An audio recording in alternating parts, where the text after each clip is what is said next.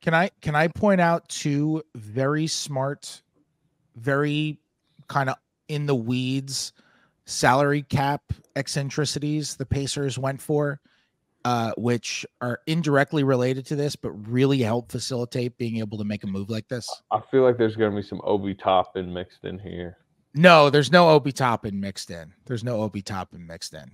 It is so. First of all, 2 years ago, the Pacers have all of this cap room, and they just go into the season with tons of cap room.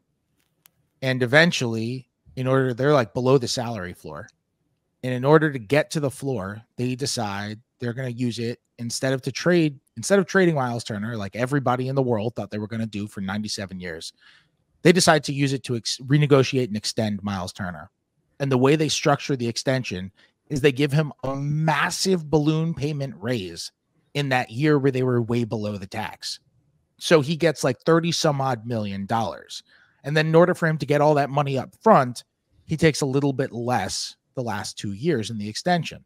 So he's making 20 million this year. He's making like 19 million the year after that, which is a great deal for Miles Turner. And you talk about being able to have that room and have that cap.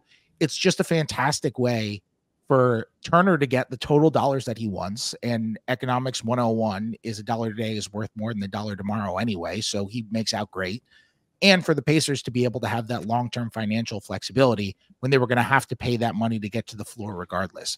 So that ended up working out not well, just phenomenally, the entire way they structured that deal, and is a huge reason why they're able to make this one today. The other one, last summer, the rules change. You have to be able to get to, under the new CBA, you have to be able to get to the salary cap floor by the start of the season, not by the end of it. And so in order to get to the floor by the start of the season, because the Pacers have tons of cap room once again, they say, you know what? Let's go 1 year, just balloon payment to Bruce Brown coming off of a title, with him being this essential role player on the Nuggets and really helping them in their charge for a ring. They give him $22 million for 1 year so they can basically get to the floor and get up there. And they say, you know what, Bruce Brown, come on in, do your Bruce Brown stuff. We'll put a team option on the second year, and we'll be able to trade you. If you play awesome, we'll be able to trade you to a team that might want the team option because you're playing awesome. Or if you aren't good, then you're a big $22 million expiring salary during a season with tons of teams who are horrified about the luxury tax during all this second and first apron restrictions that are coming in, and are going to be desperately trying to get off of money in a season where expiring contracts are once again this big fancy thing that everybody wants because they're trying to get off of all of this money. So they signed Bruce Brown. Bruce Brown was great for them. He was awesome. I can't imagine how he could have possibly been better in the role that they had him in. And then they still ended up executing the plan. And because they had that Bruce Brown contract, they were able to trade Pascal Siakam without sacrificing what they otherwise would have had if they hadn't said, you know what, let's pay Bruce Brown.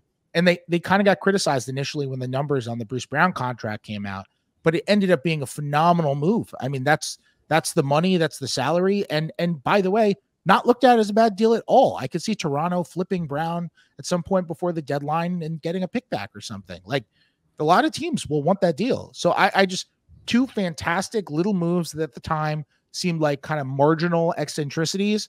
But when you hit on those sorts of things, then you are able to go get a guy like Pascal Siakam, who's an awesome multi-time all-star and a great fit. And now all of a sudden you've got this core of really good players who all fit really well together, and you're set up to be good for a little while now. And I think their little moves along the way have been really great. No, that's well laid out, Fred. Let me end the Pacers segment. And I'm going to add one more thing too, Sam. Yep. And that Nesmith extension as well, where they get him for 33 over 3 years, and now he is just balling out and playing at a level that is way higher than that contract. And they know they have locked him in for less than the mid-level exception too. That's another one.